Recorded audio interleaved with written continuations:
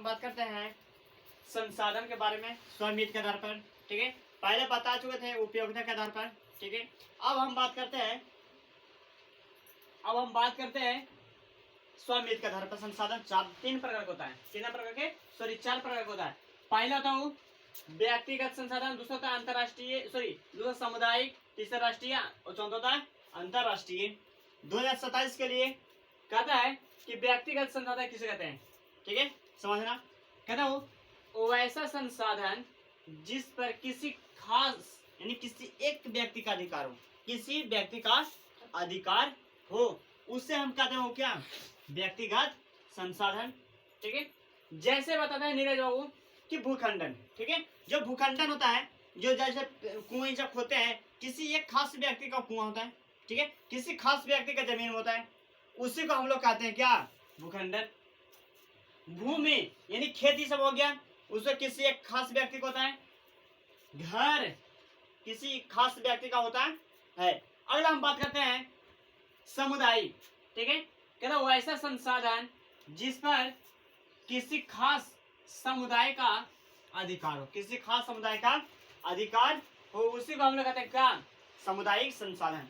ठीक है, जैसे मंदिर वो किसी एक खास समुदाय का होता है, यानी धर्म पर ये बात कर रहा है वो।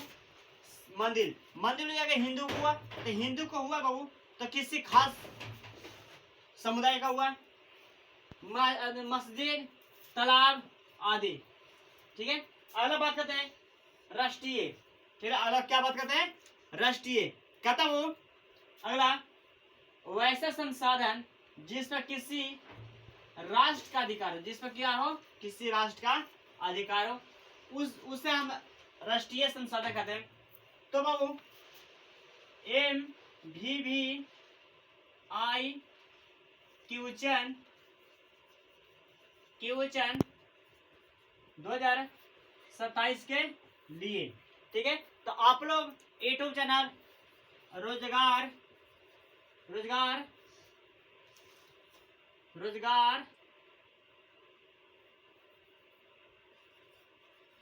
With सविकांत sir. ठीक है, तो इसे जानने से पहले हम बात करते हैं कि शॉर्ट तरीका में कि राष्ट्रीय संसाधन किसे कहते हैं। ठीक है, नोट में कहते हैं MVVI क्वेश्चन हो, नोट में कहता है किसी देश के अंतर्गत उपलब्धता सभी संसाधन के बारे में हो, उपलब्धता के आधार पर हो, जो हमारा खाली संदेश में हो, किसी राष्ट्र का हो, उसे हम कहते हैं वो राष्ट्रीय संसाधन। ठीक है, अगला बात करते हैं अंतरराष्ट्रीय संसाधन। वैसा संसाधन जिस पर किसी अंतरराष्ट्रीय संस्था का अधिकार हो, मतलब किसी एक राष्ट्र बाकी किसी दूसरे राष्ट्र का अधिकार हो। जैसे हमारा हवाई अड्डा होगा, वो हवाई अड्डा होता है वो किसी दूसरे राष्ट्र का होता है और हमारा भी राष्ट्र का होता है। एक असर से दूसरे देश में भी जा सकते हैं। तो उसे जाने से पहले हम बात करते हैं नोट।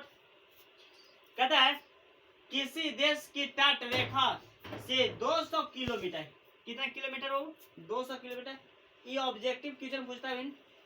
ठीक है, ऑब्जेक्टिव पूछता है किसी देश की तट रेखा से कितना किलोमीटर क्षेत्र को अपवर्जक आर्थिक क्षेत्र कहा जाता है? तो 200 किलोमीटर को। कितना किलोमीटर को? तो 200 किलोमीटर को कहा जाता है। यह हम बात करते हैं किसी देश की तट रेखा से 200 किलोमीटर की दूरी तक के क्षेत्र को अपवर्जक आर्थिक क्षेत्र कहा जाता है। MVVI क्वेश्चन हो। अगला बात करते हैं विकास के स्तर के आधार पर संसाधन वो 4 प्रकार का होता है। कितना प्रकार के? 4 प्रकार का होता है। ठीक है, वो 4 प्रकार का होता है। तो अगला बात करते हैं देखिए कि हमारे जो संभावित संसाधन होता है पहला। ठीक है, संभावित, दूसरा विकसित, तीसरा भंडारित और चौथा वो संचित कोष। संचित कोष होता है।